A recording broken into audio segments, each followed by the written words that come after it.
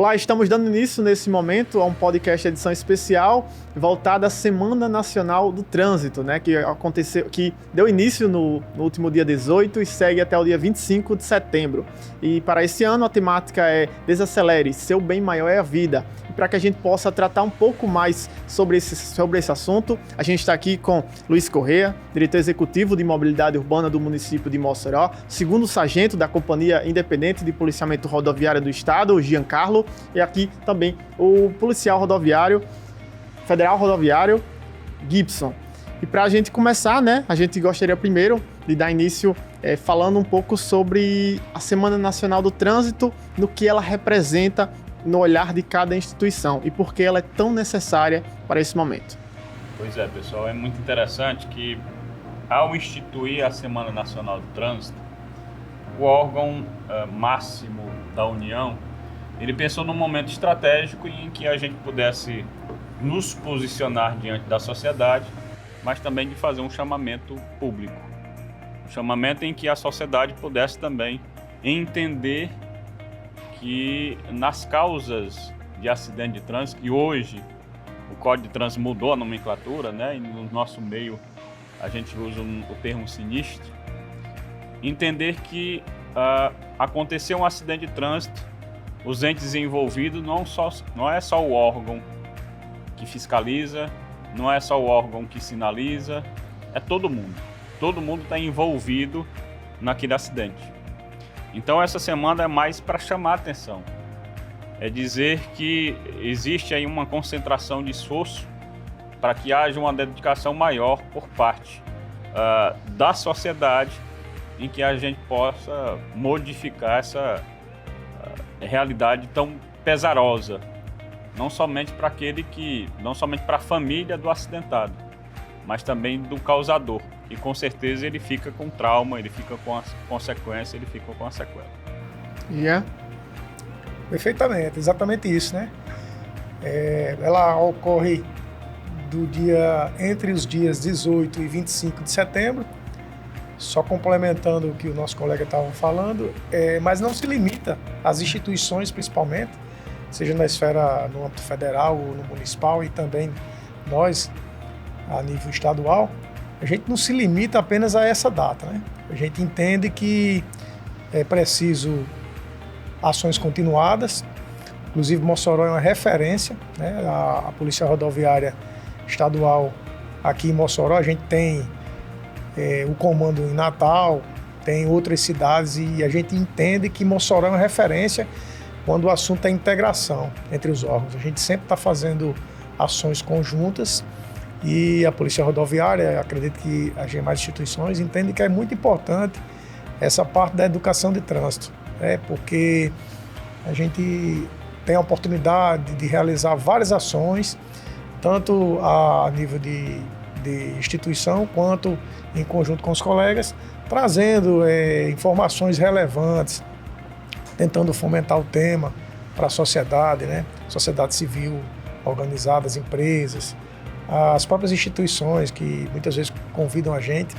Luiz citou a questão do impacto, né, dos sinistros que ele causa. Ela traz essa proposta de sensibilizar a sociedade no sentido de que ela possa entender que essas ações são condutas nossas, né? E a gente precisa mudar o comportamento, mudar a postura para que a gente consiga promover aí um trânsito cada vez melhor. Apesar de ser um grande desafio, porque diariamente a frota aumenta, né? A população também ela cresce muitas vezes de forma desordenada, e aí dessa forma às vezes a infraestrutura, que é um dos pilares básicos que pode promover um trânsito seguro, às vezes resta também comprometida. A gente viu o Luiz aqui à frente do município de Mossoró, como diretor, né, aqui do trânsito da cidade, tentando organizar o melhor possível o trânsito, mas como eu disse, ele cresce muito desordenado. A gente tem um outro calo também, que é a questão das pessoas que não têm a habilitação, né, para dirigir.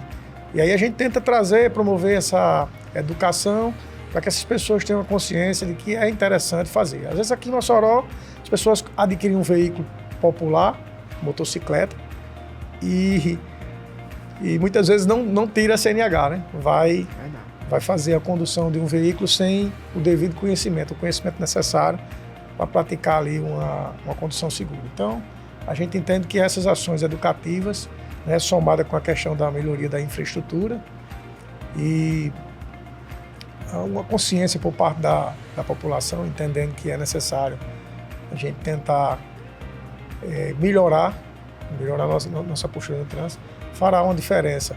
E por isso eu reforço a importância de ações como a Semana Nacional do Trânsito. E o Maio Amarelo, a gente tem também a década mundial de ações pela segurança do trânsito, dentre outras. Vou deixar o espaço para o Gibson falar e complementar, né? Sim. Nosso amigo Gibson, só antes de você tomar a palavra, coisa bem rápida, o Giancarlo falou uma coisa interessante, pessoal, que poucas pessoas, ou aliás, tem muita gente sem habilitação. E tem muita gente, Jean, que tem habilitação e não sabe conduzir o veículo automotor. Que é habilitado e não sabe, que é outra prática também perversa dentro da nossa cidade. Só complementando aí, é um prazer sempre a gente estar aqui, é um prazer sempre a gente estar falando sobre esses aspectos, levando em consideração principalmente que é o nosso dia a dia, mas às vezes esse dia a dia não é transcorrido para a sociedade de uma forma geral. Então a semana, primeiro ponto, a Semana Nacional do Trânsito, ela traz justamente o que os colegas falaram, traz em voga, né, faz com que os holofotes, né, as luzes, eles recaiam sobre essa necessidade que a gente tem realmente de tomar responsabilidade sobre um evento do trânsito em relação à questão do sinistro, ou seja, de ver que no Brasil, inconcebivelmente, a gente tem uma situação de guerra, a gente tem 40, 50, 60 mil pessoas mortas por ano, ou seja, 40, 60 mil famílias que estão desamparadas quando a gente tem um acidente de trânsito com vítima fatal. Então, a partir dessa perspectiva, a gente vai para o tema que está norteando a nossa Semana do Trânsito desse ano, que é a questão da desaceleração, né? Desacelere e vendo que seu bem maior é a vida. Então, quando a gente olha para esse tema, a gente vê o principal fator, né, predisponente a uma lesão grave, que é justamente a velocidade e energia que é gasta naquele evento. Então, quanto maior a energia, mais danos a gente vai ter às vítimas. Então, quando a gente pensa no acidente de trânsito, a gente pensa e aí na fiscalização que a gente faz na rodovia de velocidade, a gente acha que é incomum, né? Mas assim, é muito comum a gente verificar pessoas que estão trafegando seus veículos, cada vez mais potentes, em rodovias que são de muitas vezes estruturadas lá na década de 40, de 50, de 70, e que não acompanharam, né, a estrutura que os veículos hoje têm, né? E com certeza também a dinâmica da sociedade, né? Uma dinâmica apressada, as pessoas querem informação, as pessoas não querem se atrasar, as pessoas não têm nem a paciência de mandar uma mensagem e você não lê na mesma hora, ela já está ligando. Então isso aí o reflexo, ele vai para onde? Para o trânsito. E esse reflexo do trânsito, ele é justamente onde a gente para nesse tema aí, que é quando a gente fala da desaceleração, ou seja, você tem que deixar de transcorrer para essa condição de vida que a gente vive hoje social, para o trânsito. Então, o trânsito ele é reflexo do que a gente tem fora dele. Então, é as pessoas que não dão a devida atenção às pessoas que são menores, ou seja, ao pedestre, ao ciclista, né? E aí a gente vê muito isso aqui, ao motociclista, né?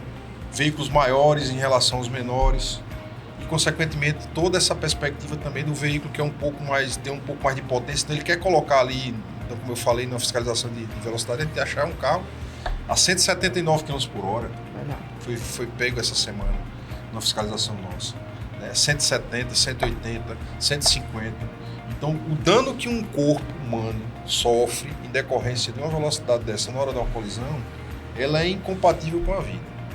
Você pode ter airbag, você pode ter o cinto de segurança, você pode ter a cadeirinha, mas em determinadas velocidades é incompatível com a vida, o grau de desaceleração e o grau de lesão que essas pessoas vão sofrer. Então, quando a gente fala em desacelerar, a gente justamente fala a respeito dessa perspectiva, tanto da aceleração que a gente vê do dia a dia, né, dessas pessoas do imediatismo, não querer perder um minuto ali, de não poder dar a chance, não poder esperar numa faixa de pedestre para a pessoa atravessar, né, não deixar a pessoa que está fazendo uma manobra completar a manobra, de querer estar na frente, de querer ultrapassar em faixa contínua. tudo isso aí não se leva em consideração que às vezes a gente só vai ter uma chance, e aí por isso que a gente traz essa frase aí, né? Seu bem maior é a vida, porque às vezes aquela pessoa que faz aquela ação, como eu estava falando antes, né? Que eu fiz uma fiscalização no ponto que teve aquele acidente fatal essa semana, e é justamente, às vezes a pessoa não vai ter a chance de ter um policial ali para parar a pessoa e fazer a recomendação, e orientar, e mostrar a ela o risco que ela correu, e aí a pessoa vai e faz a manobra que ela nem acha que é tão imprudente e termina ceifando a sua vida. Olha, é importante e necessária, né, essas colocações, mas aí o Jean estava falando de integração, né? Eu gostaria também que vocês falassem um pouco dessa integração das forças, né? Caminhar todos juntos numa mesma direção. Qual a importância disso, seja nas ações, seja no trabalho educativo, enfim. O braço institucional, quando o ente, os legisladores separaram o município, a União, o Brasil, nos seus braços da União, Estado e município, ele criou cada um as suas forças de forma que cada um tem as suas competências dentro daquelas atribuições que foram principalmente relatadas no Código de Trânsito Brasileiro. Mas no dia a dia a gente percebe que sem essa interação em conjunto, a gente não consegue abarcar a quantidade de irregularidades que acontecem no dia a dia. Essa irregularidade, pessoal, é um somatório do que o Brasil tem recebido. Hoje, quando a gente está em campo, a gente percebe que desde o momento do aspecto da engenharia, como o Gibson falou aqui, que as nossas vias elas foram dimensionadas por um quantitativo de veículo, por um tipo de veículo. Para vocês terem ideia, o município assumiu em 2009, foi municipalizado, aliás, em 2009, a gente tinha 79 mil automóveis. Hoje, cadastrados, fora os veículos de fora, a gente tem 210 mil automóveis. E aí, o veículo, quando ele está sendo construído hoje, ele tem a percepção, a pessoa tem a percepção que ele está no conforto de sua casa. São veículos que quase que a gente não escuta ruídos externos. São veículos muito confortáveis, que você desenvolve uma velocidade muito alta. 120 ele quase que não desestabiliza. Ele dá uma sensação que você está seguro. Mas quando a gente vai ver isso em campo, a gente percebe que o risco é muito alto. E isso acontece nas vias estaduais, nas vias federais, acontece dentro do município. E aquele erro que praticado no município, a pessoa vai praticar na BR, vai praticar na rodovia estadual. E também do mesmo formato. Esses erros que são praticados em BR e rodovias estaduais vêm para dentro do município. E se a gente não agir em sincronia, dentro de uma integração, e essa integração vai muito além da fiscalização, porque tem um know-how de uma força do Estado que tem uma vivência muito grande, tem um know-how da força da Polícia Rodoviária Federal que tem uma vivência muito grande, que vem passar para o município que tem as suas particularidades. Mas também tem as demandas que o município tem que adotar, que tem que interagir com a PRF, tem que interagir com o Estado. Se a gente não tiver esse sincronismo, essa integração, como o Giancarlo disse, que é um sucesso, o Mossoró ele tem como referência, a gente se conversa muito bem, não tem essa questão de infantilidade, de dizer não, a força estadual de vaidade, força estadual vai para lá e eu vou trabalhar em rivalidade. Não tem esse negócio de dizer que eu sei mais do que todo mundo, eu não aceito a opinião deles. Pelo contrário, a primeira força que nos ajudou quando nós começamos foi na época, o DPRE, que veio nos orientar, e constantemente a Polícia Rodoviária Federal está nos ajudando também em instruções. Eu me lembro que o governo federal, de uma hora para outra, resolveu passar as atribuições do Código de Trânsito Brasileiro para o município, em 2023, e publicou no dia 19 de junho uma norma que todas as competências iam passar para nós. E aí, de uma hora para outra, como é que a gente faz? Sem ter instrumento, sem ter instrução. O pessoal entender, né, que naquela época da implementação de vocês, a gente tinha mais aquele questão de circulação, de parada, isso, né? aquelas fiscalizações que eram mais relacionadas àquele movimento municipal, né? Sim. Das vias locais. E aí depois passou tudo, fiscalização de embriaguez, Exatamente. sem arma, né? Sem arma, Complica, né? 100 etilômetro, 100 quilômetros. sem guincho, sem Isso. pátio, sem material de fazer a confecção de um boletim de ocorrência adequado. A competência E aí? do município foi bastante ampliada, Sim. fazendo serviço que antes, outrora, no passado, só era permitido para a Polícia Federal e a Polícia Estadual. E aí eles receberam essas atribuições para complementar o serviço, dada a importância, né, de que o trabalho de cada instituição, de cada esfera de competência é muito semelhante. A pessoa não anda embriagado, né, não anda com sintomas de embriaguez ou de outra substância psicoativa que der Só na rodovia só federal. na rodovia federal. E a gente tem uma situação sui Principalmente- generis aqui em Mossoró, que a gente tem 3 Sim. rodovias federais Uhum. que cruzam a cidade. E E pouca toda gente hora sabe você disso, está né? numa rodovia, você está numa via local, Uma você via está numa local. via estadual. Uhum. Tem quantos estaduais aqui? A 4? gente, a gente tem, É uma atípica ali, né? tem uma típica que é a leste-oeste, né? É, É um complemento da ela 117. vai, Mas ela no vai do entorno, local e liga as locais para a BR, né? E Isso, ela mas a liga uma gente- federal para uma municipal, né? Isso, é. mas a gente tem outras no entorno, né? Tem várias Tem outras a no entorno. 117, a 013. 013 tem depois da 304 a gente tem tem a 015, que é para Baraúna, tem a Pratibal. E essas situações, ela traz também um desafio para a gente, porque a gente tem que aprender a lidar com aquele trânsito rural, Sim. de eu ficar fiscalizando ali a velocidade excessiva, né, no trecho rural, tirar um jumento lá da pista. E depois eu tenho que estar aqui naquela fiscalização da cidade, né? Verdade. Dentro do bairro ali, daquele cara que está ali Que vai para a escola, para o posto de que saúde. está parado numa fila lá do semáforo e quer andar pelo acostamento. Enfim, essas situações aí que a gente, no dia a dia, que é como eu disse, ele vem um reflexo da casa da pessoa, né, do ambiente que ele convive. Às vezes brigou com a esposa e aí Sim. aquela briga vai se transformar numa revolta que ele vai dentro do veículo dele ali e aí ele usa o veículo como arma. Sim. Exato, leva as frustrações, o trânsito acaba levando, né? Eu já passei por várias situações interessantes. Uma vez eu estava no veículo e uma pessoa de repente mudou de faixa na minha frente, aí eu consegui frear, né, diminuir, e a pessoa, uma coisa que eu gostaria de comentar é o seguinte: muita gente, eu não sei, Gibson, Luiz Corrêa, se é por falta da CNH mesmo, mas muita gente não liga a seta para fazer mudança de faixa nem para virar para a esquerda Sim. ou para a direita. Então acaba que dirigindo como se estivesse sozinho no mundo, né? Esquece que o trânsito ele é bem mais complexo. A gente está dividindo, a gente está é toda hora compartilhado, né? Convivência. Você tem que estar toda hora atento, atenção lá em cima, toda hora, sem distração. É muito importante, porque você se distrai por um segundo. Pronto, agora mesmo, eu estava vindo para cá e vinha um camarada daqueles que faz entrega motoboy. Sim. Eu vinha na motocicleta e ele de motocicleta. Aí eu encostei nele, ele começou a diminuir sem perceber. Ele estava teclando, olhando Conduzindo e usando. conduzindo e teclando sem a visão. Então, assim, a gente, quando tira a Aí vem visão, o teclando no veículo atrás e ou também do outro lado e tem acaba que passar por passando, cima. aí acaba se chocando. Enfim, né? Falta de atenção, eu queria tocar nesse assunto. E eu não sei se é só por questão de não ter o conhecimento necessário, que é um grande calo, pelo menos a nível estadual, eu digo aqui, já teve mês que eu conversando com o pessoal do Detran, foi a infração recorde nossa. Foi a recordista, dirigir sem habilitação.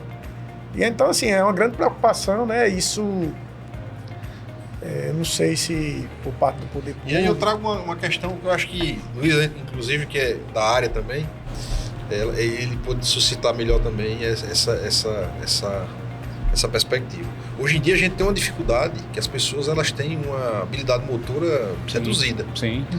Hoje ninguém corre quase na rua e dirigir é uma habilidade. É uma habilidade, psicomotora. E se a pessoa não tiver uma habilidade psicomotora adequada, né, ela termina sendo reflexo nisso no trânsito. Certo. Porque ela não vai ter tanta habilidade para dirigir. Ela não tem noção de espaço, de velocidade, de manobras, ou como é que ele vai fazer aquilo ali. Não tem a agilidade, o reflexo em si. Verdade. Então tudo isso aí, ele impacta lá no final. Eu digo porque no treinamento, inclusive das nossas forças lá, quando a gente faz treinamento, inclusive a habilitação no curso de formação, a gente tem visto nessas levas das pessoas mais novas, essa grande dificuldade que eles têm. É a geração Uber, né? Sim. Que a gente chama, a geração Uber. A geração veículo automático também tem uma dificuldade. Então, às vezes, ele está preparado ali para dirigir o automático, às vezes pega um veículo que é manual e ele não tem a mesma habilidade. E, enfim, isso aí tem que se colocar em pauta também. E é uma coisa que na prática você pode até observar. Você vai ver um carro fazendo uma manobra, como popularmente dito, dobrando, fazendo uma curva, e ele pega um arco muito extenso. Parece um que ônibus, às né? vezes dá o desconto do dá ônibus, um desconto grande. Porque é às vezes o bitrem aí, né? A gente é o bitrem. é o bitrem. É o bitrem fazendo. Porque às vezes ele não consegue fazer a manobra simples do giro. Primeiro por causa das articulações dele que estão travadas. Tá com a articulação travada. Depois, às vezes, a pessoa que é um pouquinho que tem dificuldade até mesmo nessa situação, ele tendenciona a fazer isso. Quando ele faz isso, o campo de visão dele dos retrovisores foi embora. Não tem um campo de visão dos retrovisores. Então, até mesmo o ato de conduzir o veículo automotor sem tirar os campos de visões é importante nessa locomoção, nessa habilidade locomotora. E nesse contexto lá da aprendizagem, que a gente tem lá a parte de CVP, né, de condução de veículos policiais, a gente ensina toda uma dinâmica e às vezes, para a gente tirar os vícios que o indivíduo vem de casa, para aprender a dirigir, saber onde é que ele porta os pés, inclusive no carro automático você não tem embreagem, você tem que colocar o pé apoiado para quando você fizer as manobras.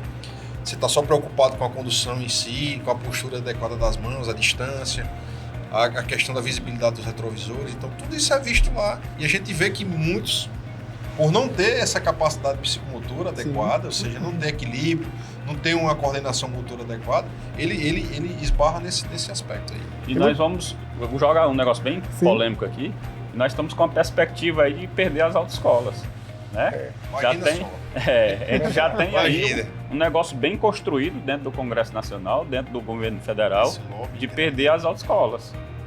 Que perdendo as autoescolas o negócio complica ainda mais por esses vícios. A gente esperava que o poder público pudesse suplantar a necessidade que existe das pessoas que não têm dinheiro para pagar a autoescola, que eu acho que era uma coisa que era o caminho trabalhada muito, acho que eles poderiam ir para isso aí. Que era o caminho. Financiamento, muita verba que é deslocada para outras coisas que a gente sabe que não tem fundamento, poderiam ser usadas para isso, para realmente ver que isso é um problema de calamidade pública. O trânsito hoje do Brasil ele tem que ser trabalhado e focado como uma coisa urgente, né?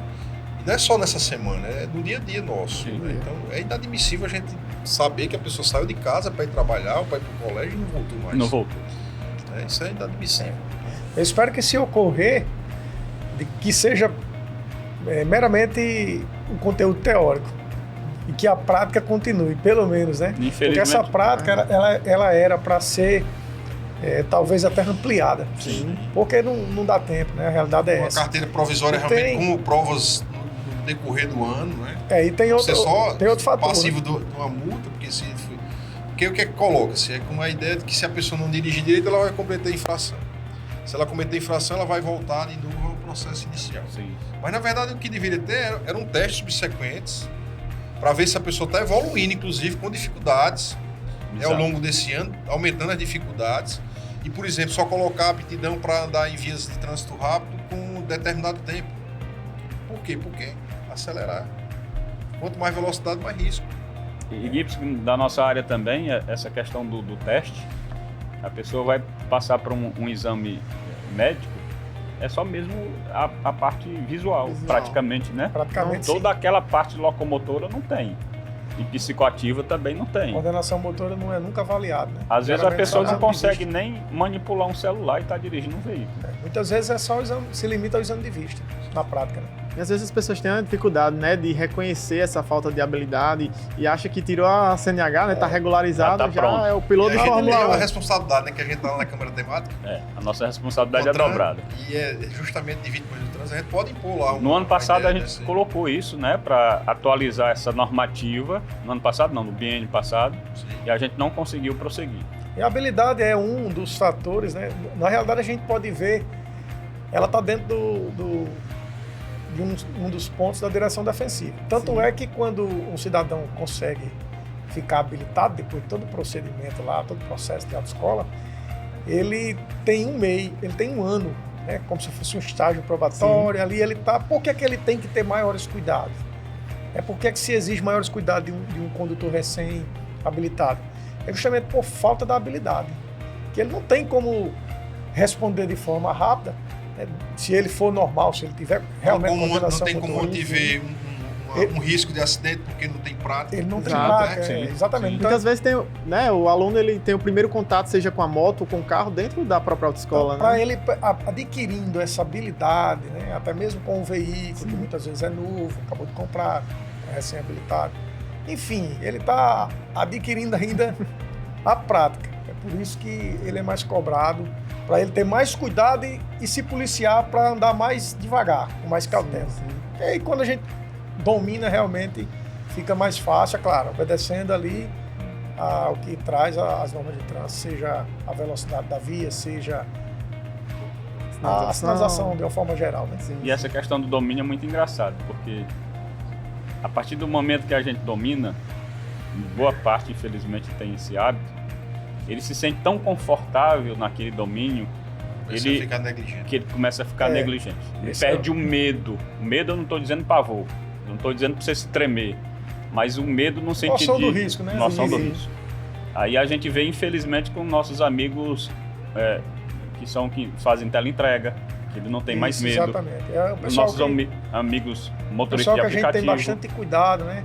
Já fizemos em outras edições de outras campanhas, já fizemos palestra com esse pessoal, já estamos reunidos. Outro dia eu não estava trabalhando, estava civil, mas encontrei no posto de gasolina e tinha um grupo lá conversando, aí eu fui falar com eles, né?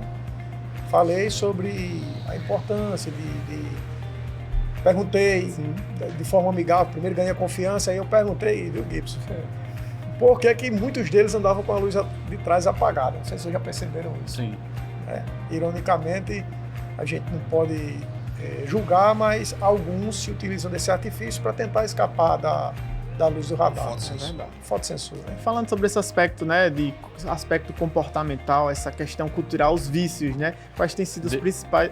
Antes de entrar, você me permite? Sim. Porque senão o pessoal vai pensar que realmente a luz apagada, o nosso equipamento hoje mais moderno, ele capta, viu, pessoal? Não adianta você estar com a luz apagada. Sim, isso era a intenção, né? Mas ele não sabe que... Ele não sabe. Que o equipamento hoje... E aí, falando sobre esse aspecto, né, comportamental, os vícios, né, o aspecto cultural também, né, do nosso condutor, eu gostaria de saber, assim, quais são os principais desafios, né, da própria conscientização, esse trabalho de conscientização, quais são os principais desafios. Vamos começar agora pelo policial rodoviário federal, Gibson. Vamos logo para o mais grave, né? Sim. O principal é a gente entender e mostrar a ele que essas condutas que são mais danosas, ou seja, que são as que levam um risco maior de acidentes, elas devem ser evitadas. Então, quando eu falo aí, eu falo da velocidade, da falta de cinto de segurança, da embriaguez ao volante. Então, a gente tem hoje na nossa região um número alarmante de pessoas envolvidas em acidentes fatais que tem como componente o envolvimento com álcool. Então, quando a gente fala isso, aí às vezes as pessoas elas pensam que só está envolvida aquela questão romântica da multa que aumentou, do valor da notificação, né? Do medo que ele tem em relação a isso. Na verdade, eles não veem o outro lado, que é justamente o lado que às vezes ele não vai ter uma segunda chance. Né? Então, o maior desafio que a gente tem é justamente de mostrar que aquelas condutas que são, de certa forma, relacionadas a essa fiscalização direcionada, da maioria dos órgãos, são justamente as que trazem um maior risco de acidentes graves. Né? Então, às vezes eles olham, não, porque você quer aplicar a multa, que a multa é maior, mas a multa é maior justamente por isso, porque o risco é maior. O risco é maior. Entendeu? Não só seu, como das pessoas que não tem nada a ver com aquela sua imprudência. De você fazer ultrapassagem forçada, de você exceder a velocidade limite da via, né? E você está carregando uma pessoa sem cinto dentro do veículo.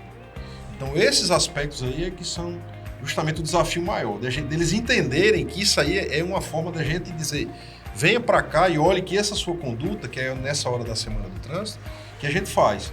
Que é justamente quando a gente diz, a gente não tem capacidade para tudo. Não é porque eu não esteja aqui olhando que você vai fazer.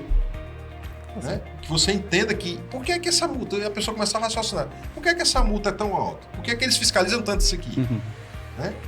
Porque é justamente isso, a gente quer ser o pai deles, né? Na verdade, assim, como se a gente quisesse ser o pai deles e dizer, olha, isso aqui tá errado, e às vezes você tem que ter uma punição, e a punição é a notificação. Então, o desafio maior, no meu ponto de vista, é esse, é você mostrar às pessoas que essas condutas que são mais danosas, elas devem ser realmente evitadas. Já? É exatamente, Gibbs tocou no ponto-chave. A gente enfrenta essa mesma dificuldade. O pessoal às vezes vê a gente com maus olhos, né? E aí costuma dizer, tá querendo arrecadar para o governo, não tem para que uma multa com um valor tão oneroso dessa forma, é muito cara. E você percebe que, por exemplo, no caso da embriaguez, que é um grande problema, hoje na nossa realidade, não só nas rodovias federais, mas a nível estadual e bem como dentro da cidade, que, como a gente falou, a esfera de competência ela foi ampliada para o município. Hoje eles também fazem. E aí eu posso dar um exemplo, pronto. Esse ano eu não recordo, mas acho que o ano passado foi 429 autuações que nós fizemos só no período dos festejos juninos. 429 é um número muito grande. Muito grande. Mas eu digo a você, eu, quando de plantão, no ano atrasado, um cidadão conseguiu escapar do nosso cerco, da PRF, do município nosso, e aí ele bateu lá na abolição 5 e deixou o conjunto todo no escuro. Um cidadão apenas. E aí, escutando o relato na hora da ocorrência, quem foi fui eu, o pessoal da ocorrência, o pessoal estava dizendo que por pouco ele não atropelou uma pessoa na motocicleta. Então assim, menos mal que ele bateu no poste e deixou o conjunto apagado, e aí começou a aparecer crianças ou mulher com criança no braço, que não estava conseguindo dormir perto, olhando o que foi, tudo no escuro, e aí vira a polícia chegando, a gente por pouco, acho que 2 minutos, o pessoal disse, rapaz, por 2 minutos vocês não pegaram ele fugiu daqui. Mas enfim, o que é que eu quero dizer com isso? Essas condutas, né, elas não vai atrapalhar apenas a vida de alguém, de uma pessoa, a do próprio condutor, que insiste em não entender a importância, né, de evitar essas condutas mais danosas, como por exemplo a embriaguez. E aí eu volto para o que eu estava dizendo, 429 pessoas, é muita gente. É muita coisa. Então assim, quantos a gente... Foram flagrados e os que... exatamente, é esse ponto que eu quero tocar. Esse foi os que a gente conseguiu autuar, isso só a nível de estado. Com certeza a PRF fez vários, os meninos também pegaram. Então assim, a gente precisa, a dificuldade que a gente tem é convencer. A gente sabe que a educação, ela convenceria, né, as pessoas a entenderem a importância de não se envolver numa conduta de risco daquela. Não tem como a gente colocar um agente da instituição de Gibson em cada ponto da rodovia ou em cada local de saída da cidade, colocar um agente de luz correr em cada esquina da cidade e colocar um agente nosso em cada ponto da rodovia. Zerar o game, né? Zerar Então, o game assim, com relação à questão de dar exemplos, né? Aí, sim, bem que ele falou aí, que assim, a gente pensa nessa estrutura do Estado, né? Sem querer ser monopolizante aqui da palavra, mas assim, eu tive a oportunidade de participar do ciclo, né? Fechei o ciclo aqui.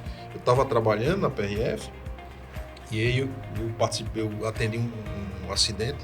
Imediatamente após acontecer, o indivíduo estava sob efeito de álcool. Ele caiu na rodovia, ele vinha da rodovia estadual e caiu na rodovia federal. Bateu no canteiro central, voou da garupa da moto, caiu de cabeça no chão, o capacete, a história do capacete. Sim. Saiu da cabeça dele, bateu com a cabeça no chão. E aí eu fiz o atendimento dele, ajudei o pessoal do SAMU, e na semana seguinte eu estava estagiando no hospital de referência aqui, e estava lá o indivíduo. Aí eu tive a oportunidade de atendê-lo, sob efeito de álcool, lá na rodovia acidentado, e depois eu tive a oportunidade de atendê-lo lá no hospital, né? E aí eu conversando com ele, ele disse que nunca mais ia beber e tal, aquela história toda.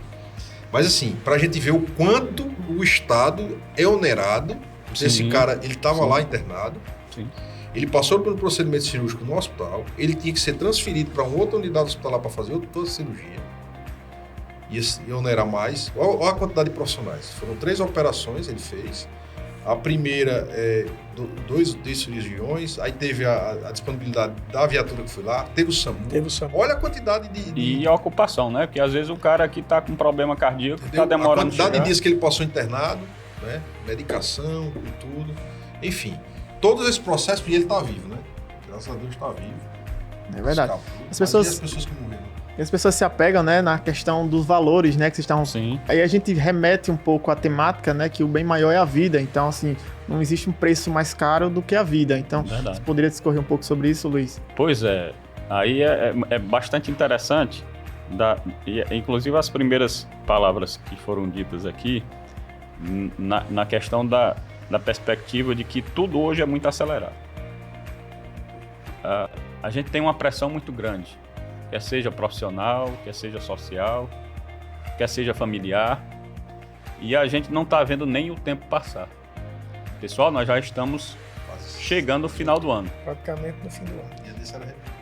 E a coisa tá até na palestra de hoje que a gente estava dizendo que a gente está tão acelerado e o que é mais interessante que a gente está chegando nos locais atrasados. As reuniões não começam nos horários, sempre começa 15 minutos depois e é porque a gente está acelerado. O trabalho tem que ser feito mais de uma vez porque está saindo mal feito, porque a gente está com pressa demais e a gente está acelerado. Por quê, pessoal? Porque a gente não está aproveitando as coisas básicas do dia a dia. A gente não está aproveitando a vida. A gente não está aproveitando os familiares. A gente sempre quer mais. A gente não está aproveitando o emprego que a gente tem. A gente quer mais. A gente não está aproveitando o meio de transporte que a gente tem. A gente quer um melhor. A gente não está aproveitando a casa que a gente tem. A gente quer uma maior. A gente quer estar viajando. Quer estar em todos os locais. A gente não está aproveitando a vida. A gente está tão acelerado que isso é até cientificamente já comprovado em várias matérias, em vários documentação científica, que a gente está num efeito tão grande de dopamina dentro do corpo da gente, que tem até o sequestro da dopamina, né? Dopaminérgicos, que é o ato da gente hoje não aproveitar nada na vida da gente em termos de alimento. A gente sempre quer algo a mais. Se você chega na academia hoje, Giancarlo, o pessoal tem tanta pressa para ficar forte que ele vai logo buscar um anabolizante. Mais na frente, ele está fragilizado, ele está com câncer, ele está com um problema intestinal, Doença hepática. ele está com várias doenças correlatas. Hoje a gente está com tanta pressa para ficar bonito que está botando silicone. A gente está com tanta pressa para ficar bem que a gente está ficando artificializado. A gente não tem mais amor à vida. Tem agora, as pessoas estão até criando até filhos artificiais, né? Que a gente não está aproveitando a vida. Está muito acelerada a coisa, está muito pressionado. E tudo se reflete no trânsito. No Guido trânsito. já disse anteriormente. As nossas frustrações a gente acaba levando para o trânsito. A nossa correria, a nossa pressa, é gente que sai de um trabalho já quer entrar em outro, é saindo de um para entrar em outro e já está correndo contra o relógio todo tempo.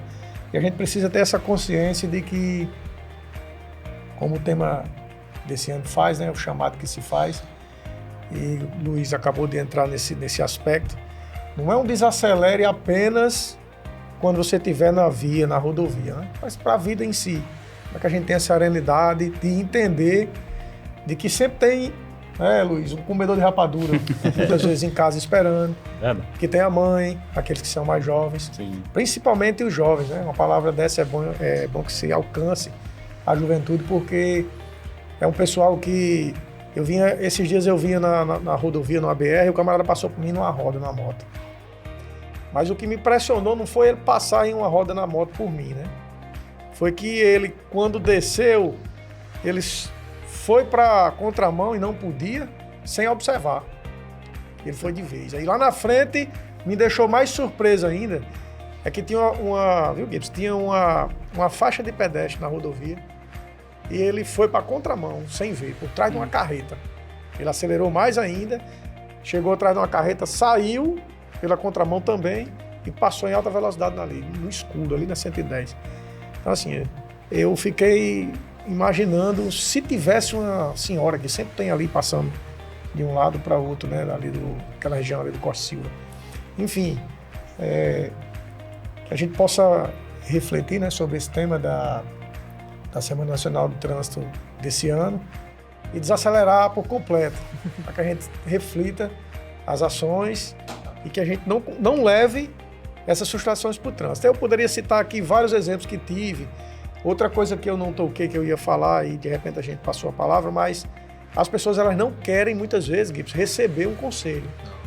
Eu já tentei dar um conselho tanto civil no meu carro e a pessoa veio me xingar no trânsito. Primeiro eu tentei ganhar confiança confiando. Tudo bem, amigo? Tudo certo? O amigo estava apressado, aí o cara veio me esculambar. Eu ia dar um conselho, sabe? E são sempre as mesmas desculpas, né? Não tô com capacete porque eu fui só aqui na padaria. São sempre os mesmos. Não, aí eu falei, homem, não para a segurança do colega. Eu tentei ser gentil e ganhar a confiança, falar, fazer um legal para ver se o camarada ouvia. Só que ele veio me xingar. Aí eu fiz outro legal e ele não quer entender. É igual aquele que vem com capacete no cotovelo. Seu cotovelo é mais importante que sua cabeça, né? Teve um que falou assim, dê sinal você, meu amigo. E me gritou, não foi com esse tom, foi com a entonação mais forte e foi embora. Então, assim, com palavrão, parceiro. É difícil, né? Já foi falado sobre esse assunto. É difícil a gente convencer as pessoas a mudarem o comportamento. Então, esse é uma grande dificuldade. Que Gibson já falou e você tocou nesse assunto, para a gente reforçar, que as pessoas pensam que meu comportamento como cidadão no dia a dia vai ser diferente quando eu estiver de posse do veículo automotor. É o mesmo. Se você é acelerado em casa, no trabalho, você vai ser acelerado no meio da rua. Vai ser pior. Porque ele toma posse de um bem, né? Ele está sozinho. Às vezes tem a mãe e o pai ali para dizer, não faça não. E ele está sozinho ali, ele quer fazer tudo. Tem razão. Ele quer aparecer socialmente. Ele quer, de uma certa forma, ter o que foi vendido, o que também eu acho que é muito difícil para nós, é que foi vendido um conceito de que andar rápido é o cara que dirige bem. É o cara realmente bom, é aquele que dirige rápido. Está se criando uma cultura dentro aí, principalmente, não chegou ainda por aqui, mas nas favelas das grandes cidades, estão se fechando bairros. Os bairros estão sendo fechados para os caras andarem do formato que eles querem. Do jeito que eles querem. É a nova lei, né? É a nova lei que eles estão criando dentro dos bairros. Mas isso é reflexo de outros tipos de fechamento, né? De fechamento que eu digo de isolamento social e regramento, que a gente vê em outros aspectos, né? E aí a gente tem a responsabilidade, inclusive, nesse momento aqui, que a população fica um pouco voltada para essa questão do trânsito, de dizer que o cidadão ele tem que ter cidadania. Sim. Né? A cidadania ela vem por vários vieses, né? Dentre eles, o trânsito é um deles. O trânsito é um deles, mas assim, é você ir para uma padaria e esperar na sua fila lá. Sim. É você saber que pode dar lugar a uma pessoa que está num transporte, é uma pessoa que está mais necessitada que você.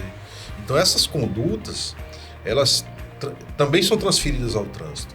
E na verdade elas todas têm uma correlação com a cidadania. Né? Exato. E você... Eu levei uns gritos esses dias porque eu parei e dei passagem ao pessoal. Tem um pessoal atrás de mim, meu amigo. Se você para na Dutra ali, a gente para, você passa sempre lá. Acabou parando, ligando. Aí vem, eu já fico olhando apavorado por lado pra ver se vem aquele louco, né? Que eu dou a passagem e pode ser que alguém não dê, né? Mas eu já fico de longe com o pisca ligado. E aí vale o alerta, né? Já fico o alerta ligado, já fico de olho ali pra ver. Porque qualquer coisa eu buzino pra pessoa e não vá não. Eu digo, ver que vem um louco ali. Fica o alerta pro pessoal também do pedestre. Isso. Que às vezes você parou, ele baixa a cabeça e passa. É bom ele olhar também para os lados, se ele ainda permanece passando ou ele espera mais um pouco. Se a outra faixa está livre. Às vezes só tem uma faixa. Olha, é verdade. Olha, o bate-papo está muito bom, muito enriquecedor, importante e necessário, mas nosso tempo já está chegando ao final para que a gente possa encerrar esse podcast, edição especial da Semana Nacional do Trânsito. Gostaria das considerações finais. Vou começar aqui com o diretor executivo de Mobilidade Urbana do município de Mossoró, Luiz Corrêa. Eu não... Rapaz, às vezes eu sou intrometido. Eu comecei uma vez, Gibson outra, vamos começar agora com o nosso amigo Vamos começar com o Giancarlo aí. Sua mensagem que você deu. Giancarlo. A mensagem que a gente traz é de que as pessoas possam fazer essa reflexão, né, sobre o que a gente discutiu aqui e que busquem o conhecimento, aqueles que que não têm ainda a Carteira Nacional de Habilitação, como a gente citou, que procurem se regularizar, tirar. Outra coisa muito importante que a gente sempre está fazendo a nível, pelo menos as outras eu sei que sempre fazem também, é a questão de operações zero álcool. Então a Polícia Rodoviária está diuturnamente fazendo operações nesse sentido, para coibir esse tipo de conduta, que é um grande problema. Gibbs também falou, e não diferente da esfera de competência deles, na nossa a gente também se depara com vários casos nesse sentido de pessoas dirigindo sob a influência de álcool, e isso é um grande problema para a sociedade, que as pessoas possam ter a consciência de que se vai para um evento, seja dentro da cidade ou para viajar, de que elas tenham essa consciência de que ou peguem um transporte alternativo, caso seja dentro da cidade, perto, né? E se for para viajar, que se organize, né? Eu estava uma vez, gosto de trazer casos práticos, uma vez eu estava numa brincadeira com um grupo de colegas e na ocasião morreu 2 pessoas, 2 irmãos. Tinha tudo na festa, Gibson, onde a gente estava, tinha tudo. Sim, tudo que você imaginasse era num sítio, poderia pernoitar ali. Tudo de forma mais organizada possível, para o cara brincar, beber, virar a perna, como diz o popular, descansar, dormir, no outro dia ir para casa num sítio com toda a estrutura pronta. E esse pessoal foram para uma vaquejada em outra cidade. E aí, nesse momento, sofreram um acidente, capotou o carro e morreu 2 pessoas. Então, assim, o sono também é um grande problema. Então, só trazer esse chamado para que as pessoas entendam que é preciso a gente ter consciência de que a gente não tem outra oportunidade. No trânsito, a gente não tem outra oportunidade. Só tem uma. E a nossa conduta, ela vai impactar diretamente na vida de outras pessoas, de milhares de pessoas, às vezes. Não é verdade? Então, assim, cada um vai impactar na vida de outras pessoas. O caso que Gibson trouxe aqui, ele mobilizou várias pessoas no hospital. Uma pessoa dessa, quando perde a capacidade laboral, ela traz um prejuízo para a família, ela compromete o sustento. Se ela perde uma perna ou um braço, né, ela vai ter uma vida ali, vai trazer um prejuízo para ela pro resto da vida. Vai ficar limitada. Tem a questão também não só a questão material, mas o mais importante, a vida, que muitas vezes pode ser ceifada em uma conduta dessa. Então, assim, que a gente possa aprender com essas campanhas, aproveitar ao máximo aquilo que está sendo propagado pelos órgãos, que entenda que realmente é uma coisa para o bem, que não veja a gente como vilões, como muita gente às vezes interpreta, como arrecadadores do Estado, da União ou do município, né? Mas que a gente tenha a gente como parceiro, dizer que as portas da Polícia Rodoviária Estadual, aqui em Mossoró, em frente ao Hotel Termas, está aberta para qualquer tipo, né? Qualquer nível de esclarecimento, que somos amigos, né? Acima de tudo, somos fiscais, mas somos amigos e estamos dispostos a contribuir com a sociedade, seja com a educação, seja, infelizmente, com a fiscalização, que muitas vezes causa um desconforto, mas é uma forma também de educar de forma necessária. Gibson? Falou muito, hein? Falou muito, falou bom. Falou bem demais. E antecipou muita coisa que a gente ia falar. Na verdade, assim, a PRF, como os outros órgãos de fiscalização, nesse momento aqui, é para mostrar de que lado a gente está. E o lado que a gente está, meus amigos, é justamente o lado da sociedade. É o lado de vocês que tem uma responsabilidade, inclusive, maior do que a nossa. Porque quando acaba a ação adequada de vocês é que a gente entra, né? A partir do momento que o condutor ele não faz o que tem que ser feito, que está lá no regimento, que é o Código de Trânsito, nas resoluções, é justamente o momento que a gente vai estar em perigo, não tão somente a gente, como a sociedade como um todo, e a gente tem o resultado que a gente tem hoje no Brasil. Então, a partir do momento é para vocês enxergarem, só que a gente com uniforme, que a gente está do lado de vocês. É quando a gente faz aquela campanha que chama o condutor para pegar um panfletozinho, para conversar com a gente, para parar numa blitz educativa, que a gente leva uma criança, um SAMUzinho. Sim. Então, é nesse momento aí que as pessoas têm que enxergar o que realmente a gente é. A gente é uma parte da sociedade que tem a responsabilidade e tentar fazer com que o regramento que está lá na Constituição, que está lá nos outros códigos, eles sejam cumpridos. Para quê? Para a gente ter uma vida social adequada. Então, o chamamento é justamente esse, é de dizer que a gente está do lado de vocês, a gente está para apoiar vocês, a gente está para salvar a vida de vocês, inclusive a sua própria e a dos outros, que não tem nada a ver com a conduta inadequada. É esse aí o momento da gente refletir nesse momento da Semana de Trânsito. E a gente sempre agradece estar num momento como esse aqui, junto dos parceiros do dia a dia, falando disso aqui. Muito obrigado, Luiz. Sobrou para mim foi obrigado, né? Nós vamos falar muito bem, muita coisa. Mas aí, pessoal, eu já começo a lembrar vocês, próxima semana nós vamos ter terça-feira como feriado e provavelmente um imprensado na segunda, então nós temos um feriadão. Então tome muito cuidado, se você vai viajar, prepare seu carro, prepare-se psicologicamente, amigos, porque às vezes a gente diz assim, você tem que botar seu carro na oficina para olhar pneu, óleo, tem que fazer tudo isso. Mas você já prestou atenção se você está com a acuidade visual pronta para dirigir em BRs? Seu óculos está ok? Você está enxergando bem? Como é que está a sua pressão arterial? Se você tiver um mal súbito na rua, como é que está a sua diabetes? Está controlada? Você vai se alimentar? Como é que você, antes de viajar, o que você vai comer? Será que não vai ter algum problema intestinal? Então também essa parte também tem que ser preparada, pessoal. E aí a gente vai naquela perspectiva, né, desse tema aí do desacelere. Porque a gente pergunta, cara, tá correndo para quê? Para ter um carro? Para ter uma casa? E tua vida? Onde é que fica isso? Então o desacelere é para você prestar atenção naquilo que você tem de mais formidável, de aquilo que você tem como ouro, que é a sua vida. Eu tenho certeza que qualquer pessoa que está nos escutando, nós aqui, nós temos alguém em casa, ou dependente financeiro ou espiritual da gente. Se você, meu amigo, morrer hoje, você vai fazer falta de alguma forma. Se você ficar com algum deficiente física, como disse Giancarlo, você vai desestruturar a sua família. E se você for participante de um acidente, você não sofreu nada, mas aquela pessoa morreu, cara, não sai mais da tua cabeça não.